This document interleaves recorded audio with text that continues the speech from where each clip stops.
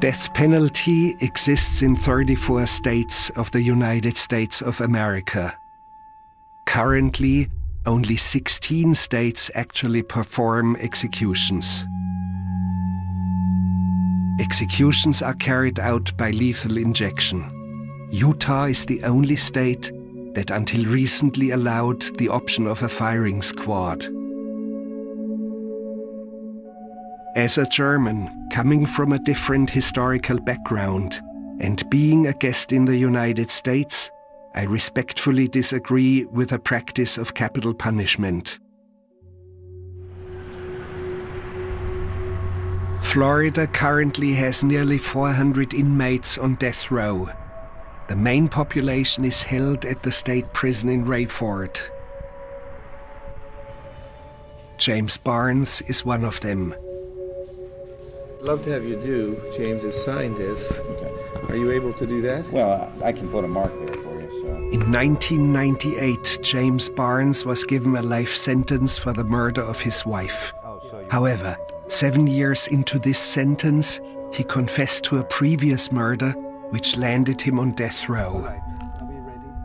Even though I knew that Barnes still had an ongoing appeal, I was determined to be straightforward with him. Mr. Barnes, you should know that sympathizing with your quest to have procedural injustices corrected in your case, it does not necessarily mean that I have to like you. Correct. However, I really am intrigued by the question, how does the world outside appear? Do you see the sky? Do you see trees? Do you see a bird nesting somewhere? I'm all the way in the back in a cell where I can see, we have two barriers, two walkways, hallways as you would, with bars separating them. Yes.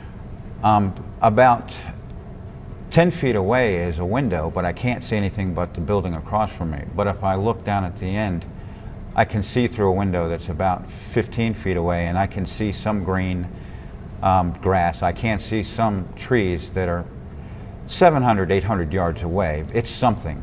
And of course, every once in a while, a bird will nest for a few days in one of the windowsills. But you have observed that? I have observed that.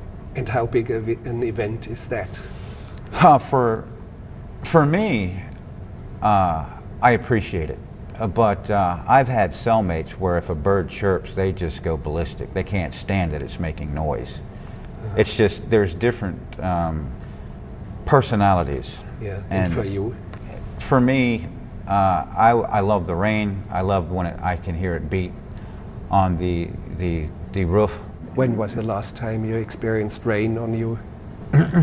I would have to say that it was in 2002. So 8 years ago, yes, you had rain on you. Yes, I was in an open population. You know, in December, I've been locked up for 13 years. Yes. But I haven't spent that whole time on death row. Yeah. Well, it was for a previous conviction.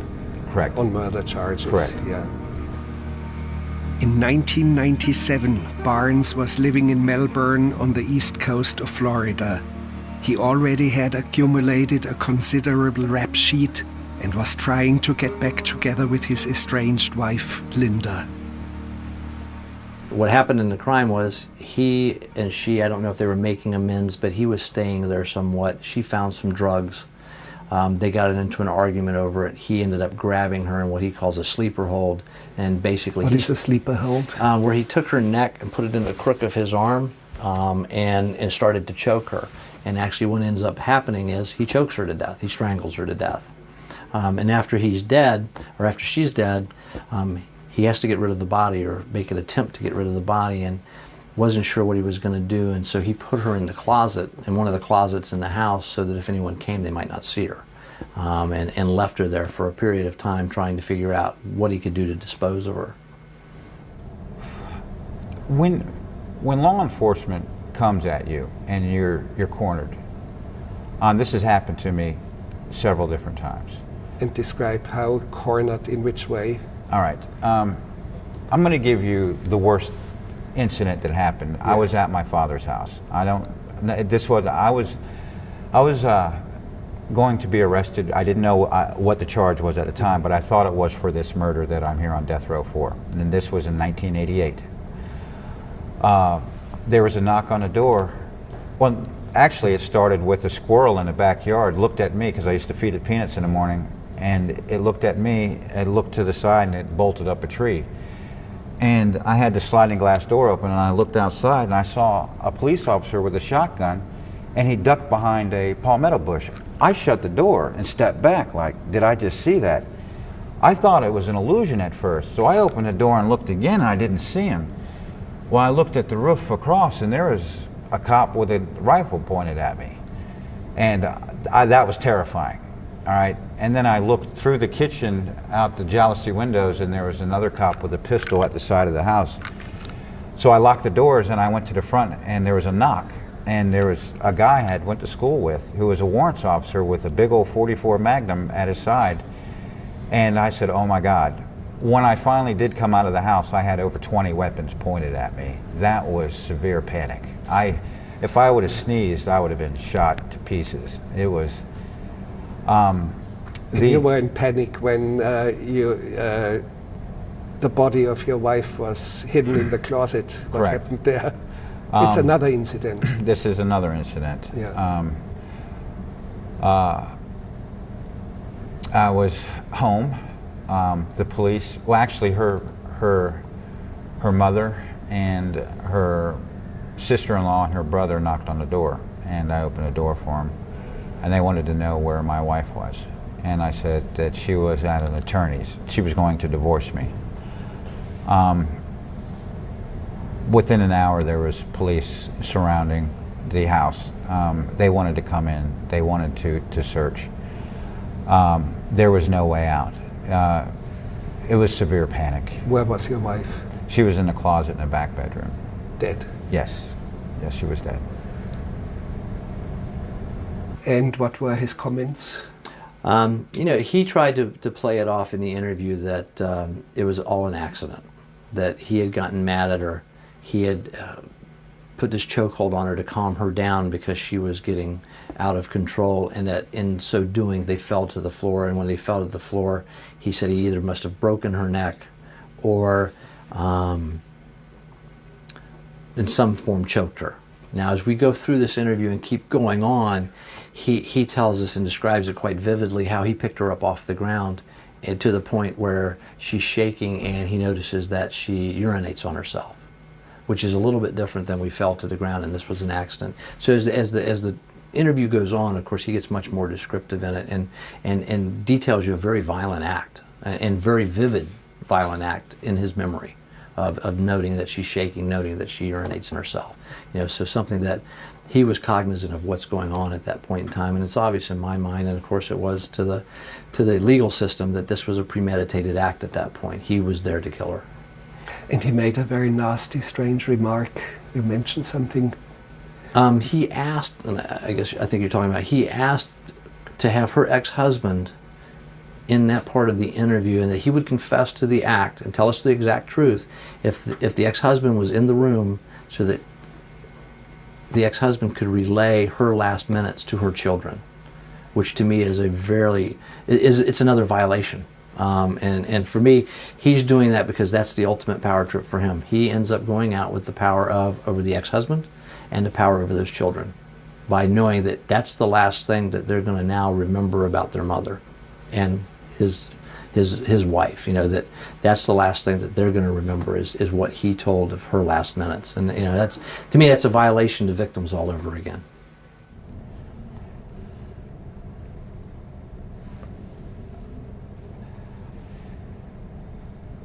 And when he tried to manipulate the course of the interrogation before it really started, was it like a chess game? It very much was. We were playing a big game. It really was. You know, I called at one point probably 4 hours into the interview, 4 or 5 hours, and I think this interview totally is about 9 hours from the time I meet him down in our holding cells till we get finished. And at some point in there, I want to say about 5 hours in, I actually called my supervisor and said, you need to get somebody else here because I'm getting very tired. Because mentally, it was a big challenge of being able to do everything right so that this case could be prosecuted, because he was very, very smart in what he was saying. I mean, even to bring up, you know, to ask me, what would an attorney tell me to do? And of course, my answer back was, what do you think they'd tell you to do, James? And then his answer back was, well, they'd tell me not to talk, don't you think? And I said, yeah, that's probably what they do, but you know, it's up to you what you do. Do you want an attorney? And then we would move off of that subject. You know, he wanted me to make a mistake in answering that question once again to set up a suppression issue for him to have it thrown out. Somehow to trap you on his Miranda rights. Yes, sure. So it would be on tape, and you would somehow persuade him not to have an attorney present or something like this. You know, at one point in there, he said, I will talk to you and tell you everything if we're not on tape, but you can take all the notes you want, knowing that we tape everything. So putting me into a position that there would be nothing memorialized, my word against his. I think I'll win that battle, but it muddies the water, and I was trying not to do anything. I knew the type of case we had, and he did too. He knew he had a problem. He has a dead woman in his closet, and he's the only person in there, you know, who did that. I mean, he knows he has a real problem with this case. So his best bet is to try to find something technically that I do wrong in order to get it thrown out, and that's what he was doing. But very, very intelligent man. There's no question about that. Very well schooled in the legal system and in the criminal justice system, and trying to use it for his own good at that point. I'm very impressed with your abilities to defend yourself in court. For example, in the appeal papers that I've seen, you act as your own attorney. Yes, I did. Under the Sixth Amendment of the Constitution of the United States, I have a right to representation. Yes. The other side of that coin is I have a right to represent myself. Yeah, you invoked the so-called Ferretta right. Right, the Ferretta. Which means you would not be allowed to defend yourself if you were planning to commit state-ordered suicide. So the clock is ticking. Right now, it started October 4th. I have 1 year to have my next appeal complete. James Barnes is awaiting execution for a different crime, one that took place right next to this marina in Melbourne. In prison for his wife's killing, Barnes converted to Islam, and during the holy month of Ramadan decided to seek atonement. He confessed to a previous murder. Patricia Miller, a nurse, lived alone in this apartment complex. Leaving all his clothes outside in a bag, Barnes, stark naked, entered and watched her for hours from a closet as she did household chores and watched TV. The murder became known as the burning bed. He actually made a determination that he wanted to sexually assault and kill her. He actually took off all his clothes, went into her apartment, watched her for a period of time, and then assaulted her, bound her, tried to strangle her. I don't believe she died at that point, so he picked up a hammer,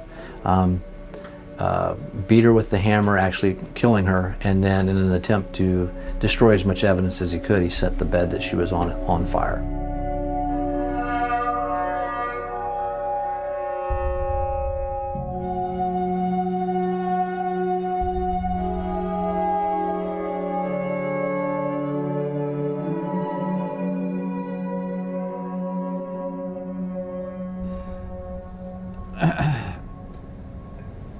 You know, there's a couple different types of murder. One's an opportunity murder. That's like a robbery or something like that, and it's kind of messy.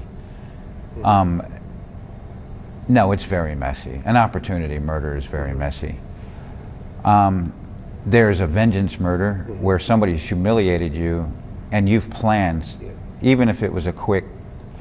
And it's very fascinating for me because you refuse to speak about it. Apparently, you had one or two, several encounters with your victim, with Patricia Miller, whom you killed. You never talked about it and refused to talk about it, but apparently you were humiliated or repudiated by her. I do not know. Well, there were several events that had happened, and as somebody who I really don't want to, I don't know, saying something disparaging or pointing my finger at my victim, I don't think would help me at all, and I don't think it would help anybody at all. But there was a couple of incidents between us, and I felt terribly humiliated. That's about all I can say. I was humiliated. Yeah. And there was premeditation then to kill her, Yes. enter her apartment, kill her, Yes. sexually assault her. Yes. All those things. It was very ugly. It was very brutal. It was very messy. And there's no way to take it back.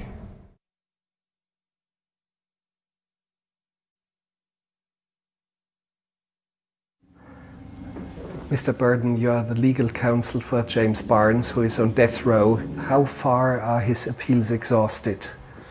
Well, he had his direct appeal with the Florida Supreme Court, and writ of certiorari has been filed with the United States Supreme Court, and I believe that's pending. If that has been decided, he's now in what we call the post-conviction phase, and that is a time frame of a couple years that the capital collateral representative will have to present any post-conviction issues. James Barnes' case, in particular the murder of Patricia Miller, looks to me like a monstrous crime. There's something really monstrous, scary, definitively evil about it.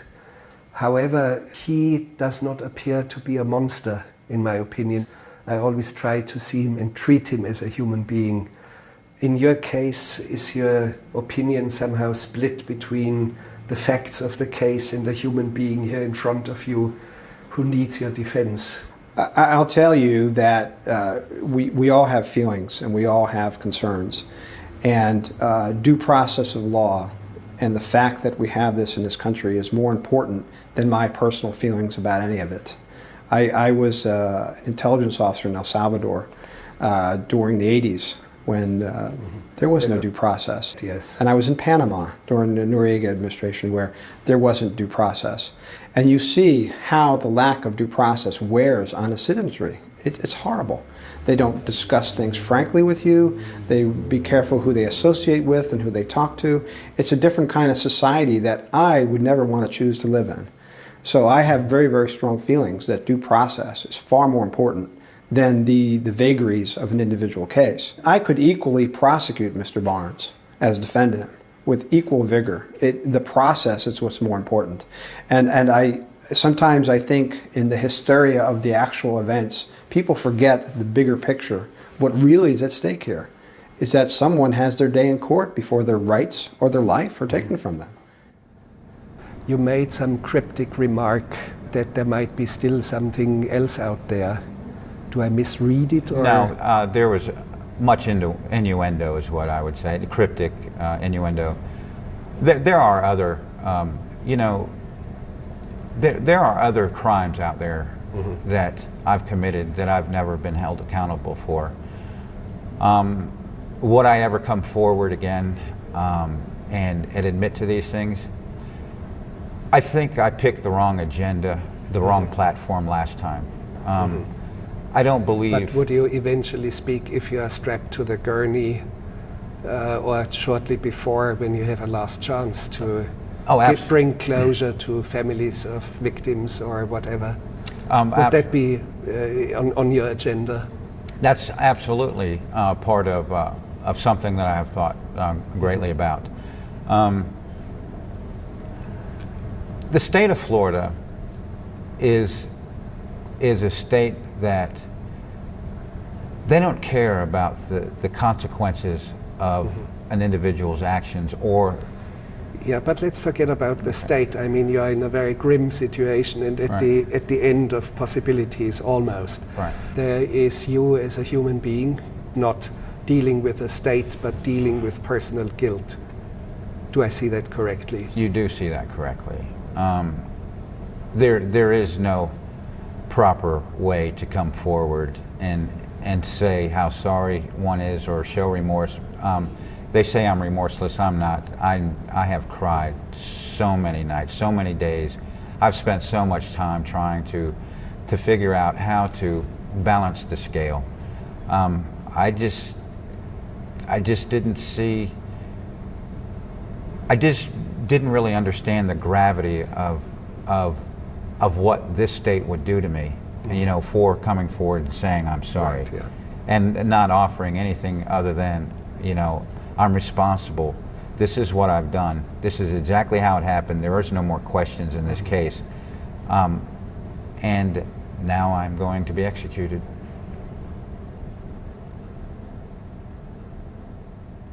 When he's in pain, it's like I can feel his pain. Like, I mean, we've been estranged for a long time now, but back in the day when we were close or being raised together, I could feel his pain. I could feel his hurt. The hurt was so bad that I would be crying too. Like if he was sent to a detention center or the juvenile detention center, I'm the one that would be crying at home. I'm the one that hurt because it was like we were ripped in half. It was like part of me was always gone. I would not celebrate our birthdays when he was not there, and I would not celebrate our Christmases. This is my siblings. This is my older sister Beth, my twin brother James, me, my little brother Michael, and my little sister Roberta. I'm not bitter anymore. I'm accepting. I hurt for James that he didn't make it. I hurt for my little brother Michael, who committed suicide. And I survived. I could have been a statistic out there on drugs and alcohol, and I could be dead from the lifestyle. Is there a possibility that you will see him? Or do you have to settle with yourself first? I would like to see him, but I might not be allowed to. But I think family members should have a possibility to see him. Well, I understand, but I think I might have a warrant down there for a misdemeanor. Yeah, I mean, as long as I'm in Georgia, I'm fine. You were in trouble as well. I got in trouble, yes, when they got divorced. I think I was about 16 years old. I did end up dropping out of school and doing my own thing, beach bum kind of lifestyle, working in nightclubs, entering bikini contests, just drugs and the alcohol and all the nightlife that came with it is what I did. So you were a bad girl. I was very bad, yes. Yes, I'm a 2-time convicted felon for drugs, and I've probably had over 35 to 40 misdemeanor arrests for drug-related incidences. And if you show up in prison, they may decide to keep you for a Yeah, while. yeah.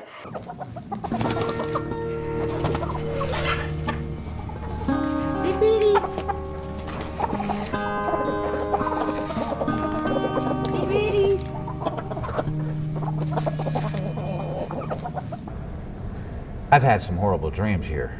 I mean, absolutely, and especially when I first got here. Describe it. Wow. I remember my home in Maryland, and the grass was very green there, and for some reason my twin sister and I were buried up to our heads, and my father was mowing the grass, and he was pushing a lawnmower towards us, and he ran over my twin sister's head. And I've had that recurring dream about 5 times, and it just messes me up inside because my feeling is, don't do this to me, but I feel so terrified and repulsed by what just happened. The nightmares were so bad that I was mentally and physically exhausted during the day. And I could not understand why I had to have such horrific nightmares. Why couldn't I be normal like everybody else and have a normal dream? I have woken my husband up saying, you need to call 911 because somebody else was getting hurt and I was watching the other person getting hurt. And, you know, I woke him up telling him to call 911. It wasn't me getting hurt anymore. It was somebody else. I've had, you know, a couple real good dreams. The one where God appeared to me. Oh, please describe. That's what I want to know. Well, okay, the scenario was something bad was happening and I was running from room to room to get away from this bad thing coming to get me. And all of a sudden I seen this light in this doorway, and I was scared to go. I was scared to go behind any door because this person was going to get me. But I ran, and all of a sudden there was this big giant image of Jesus letting me know that nobody was going to hurt me now. And I'm like, the dream's over, and I'm sitting there looking at God, you know, and I wasn't even sure it was God, but I know it was. You can just tell. And Pastor Jan, I guess I invited her in my dream because I wanted to know, is this Jesus? And she said, yeah, and ran out my dream. But it went from a real horrific scenario to just seeing God and Him saving me. It was just so big and such a glow, and He's so perfect. And yeah, it was just really, it was a good dream. So I was one of those that wasn't wired like everybody else. I needed constant supervision. I needed my parents there. And then you have to keep your family unit whole, no matter what, because people are going to make mistakes. And if you can keep those mistakes private, it's best. That's what will keep the family unit strong. But if you have to go outside of your family with mistakes that others have made, you have to support them. You may not agree or like what the individual has done, but you have to love them and tell them that you support them.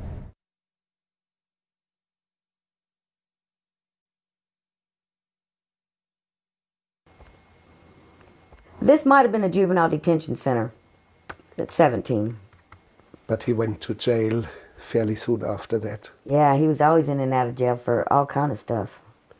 Like? Theft, arson, I don't really remember. Drugs. Drugs. So I remember our next door neighbor's house, next door to this house. James did admit to doing that. I think he admitted it. He went in and burglarized them, and then he lit their bedroom on fire to get rid of the evidence or something like that. And then there was another fire out there where my father lived in a townhome that he had burglarized, and then he set it on fire too. And then one time I think he had a BB gun, and when it rained, the frogs would all come into our pool, and he went around with this BB gun and shot them all. And he thought it was neat because the pellet come out through the stomach, and you could turn it over and you could see the pellets, but he just kept killing them, and it just really broke my heart because, you know, we had a scooper to scoop them out, but he thought it was okay to just shoot them all. Look how neat it is. And generally what they say when you look at the profiles that behavioral science has come up with, a lot of people that have done serial crimes, and particularly serial murder, have arson in their background, have animal abuse in their background. I mean, as you start to go through these things, those are some of the things that they see on some of the people that have been studied as serial killers. We have some vague indications, but not verified, that he strangled a family cat, or cats. Right, which would fit in. Always in trouble for arson. So yeah, there seemed to be a lot of fires. That's about all I can remember on the fires for now. Except for, I was told about the last fire, when he set the lady on fire. You do have a few absurd privileges, like a last meal. That's not what's going to be on my mind. That's not important to me. I have thought about it, and I do have favorite foods, you know. Like? Well, anything that comes off, any meat, beef that comes from a grill cooked on fire, I do. I'm fixated, you know, on fire ever since I was a kid, but I love the smell and the ritual of cooking, you know, beef on a grill. It has nothing to do with you being an arsonist. I don't think so. Well. No, because any good chef is has a lot of flame in the kitchen anyway, whether they're outside or not. Right. But this is the home where most of the trouble started in. As you can see, this is us looking like the Cleaver family, but it really wasn't. What happened inside those doors was very horrific. I still have flashbacks. My father would make us all go into this living room, as you can see in this window here. and he would close the blinds, and this is when James would do something bad, or Mom said he did, or Beth said he did. My father would have what they call a blanket party, something he learned from the military. And I believe he actually used one of those blankets from the military, them old gray ones, and he would put it over my brother's head, which this is my twin brother right here, and take a belt and make us all stand there and whip him. And if we didn't whip him, we were going to get whipped. So he didn't know when he was going to get hit, but by the time my dad got him out of the blanket, his face would be beet red, with just tears streaming down and welts all over him. I just remember me screaming and crying throughout the whole thing. James started to withdraw and become angry. Didn't want to go to school because he didn't like going to PE because you had to dress out, and he always had welts on him or whipping marks. The other kids would laugh at him. Was there sexual abuse? Well, I was told there was sexual abuse. I don't have any memory of it. I do have the frozen fear, and I do remember being in my bed and someone coming into my room. I don't know who it was. I don't know what they did to me. I was only told by my older sibling and my mother that I was sexually abused. But I can't say that who did it.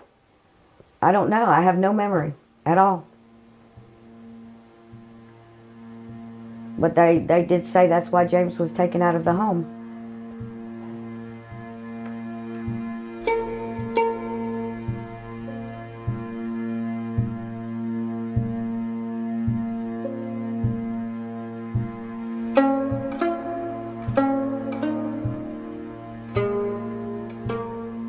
With his execution looming, 4 months after our first visit, we were allowed to see James Barnes again. He had had no contact with his family for over a decade.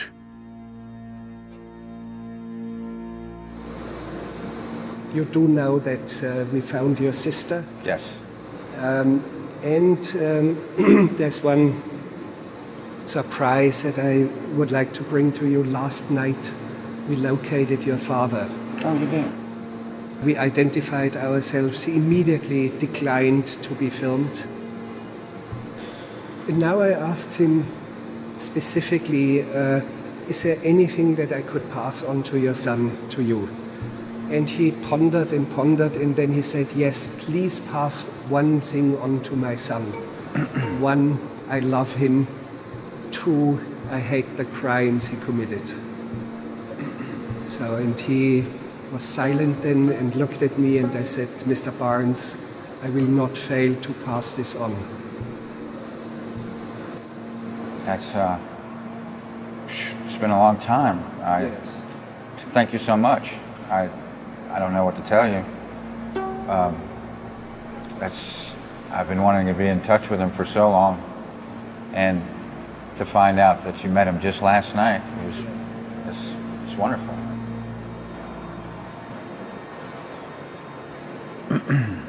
Wow.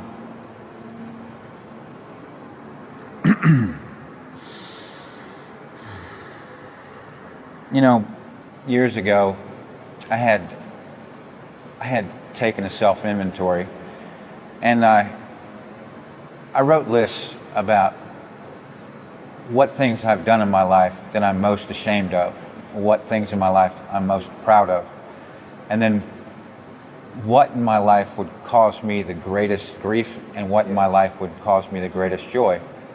And I found that the thing that would have affected me the most, because I knew I was never getting out, was if my father were to die while I was still alive, I would have been devastated. Well, I thought that that was the worst possible thing that could have happened to me, and I was wrong. The worst possible thing ended up being I knew he was still alive and he didn't want anything else to do with me. That put me down hard for many years, and now I feel so much better. I understand that he sees the ugliness of the things that I've done, and I understand anybody seeing that.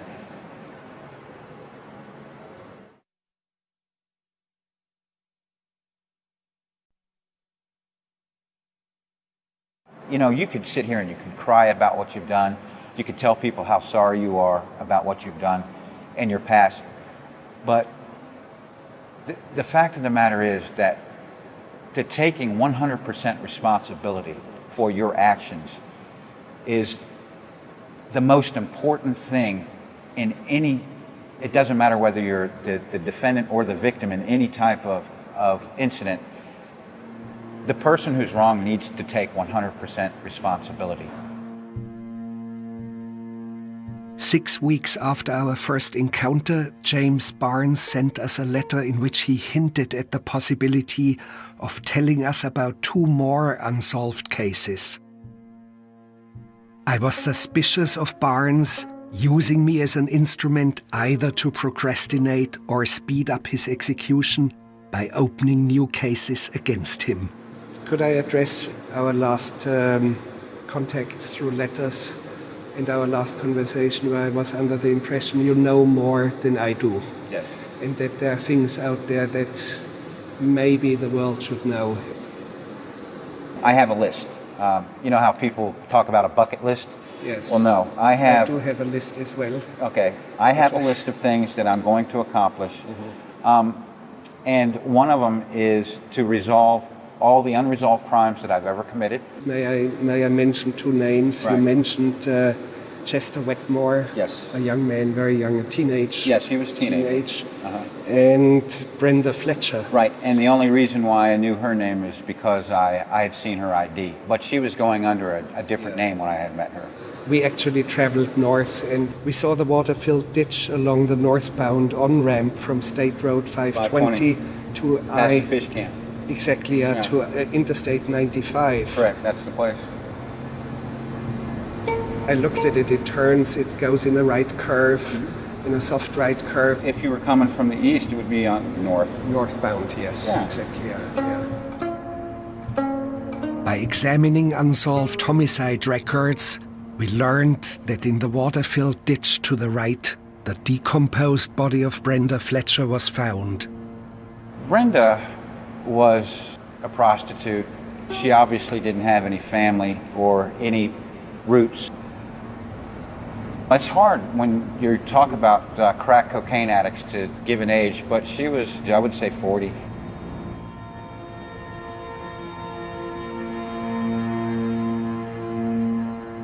She stole my wallet. She didn't have to steal my wallet. I only had like 30-something bucks, all right? All I really wanted was my driver's license back. And I told her that. I said, all I want is my driver's license back. Oh, I didn't steal. I said, I know you. You're the only person. You're a crack addict. I know what you did.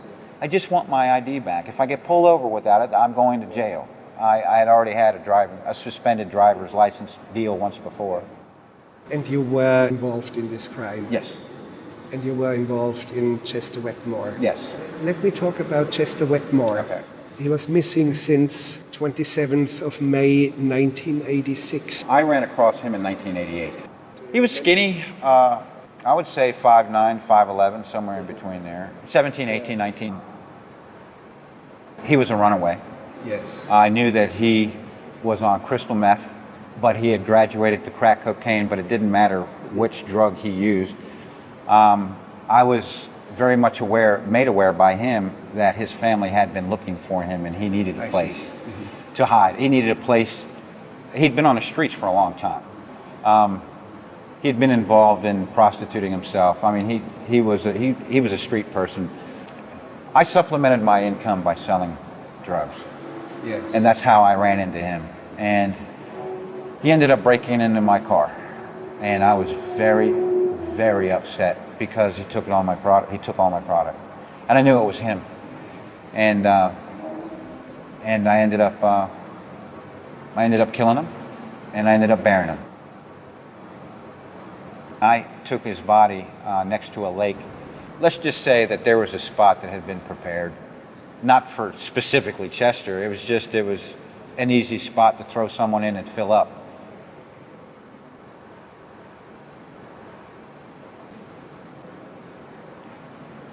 He was still shiny. I don't know how to explain this, but before you get to a certain age, especially at night, and that's where I saw him most of the time. Older people, they don't have a shine, a gleam to their skin.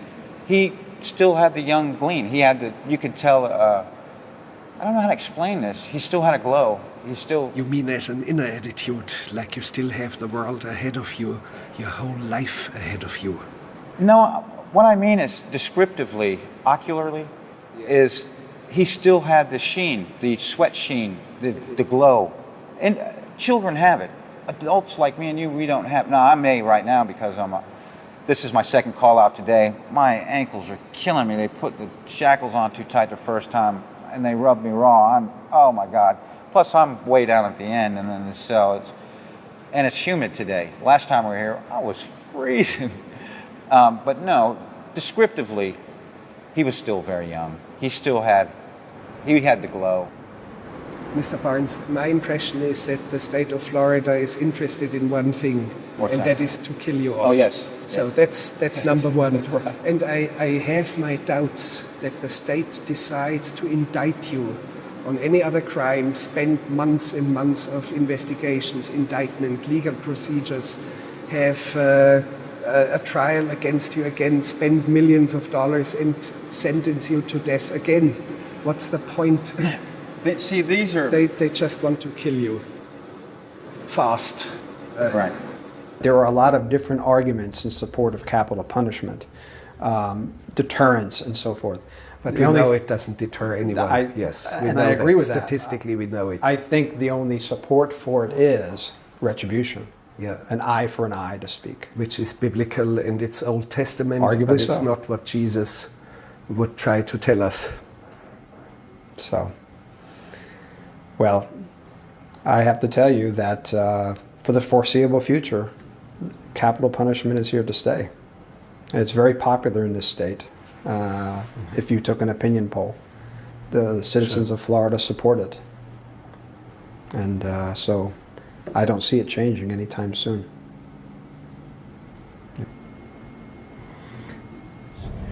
There is an overwhelming sense of shame, along with the fear, the panic, and the knowing that so many people want you dead. I mean, I'm already incapacitated. I'm in a cell. I'm chained, shackled. I mean, I've got 7 pounds worth of state jewelry on me. You're going to kill me now. Is that retribution? Is that vengeance? Is that punishment? Is that going to change anything in this world for the better? It's not.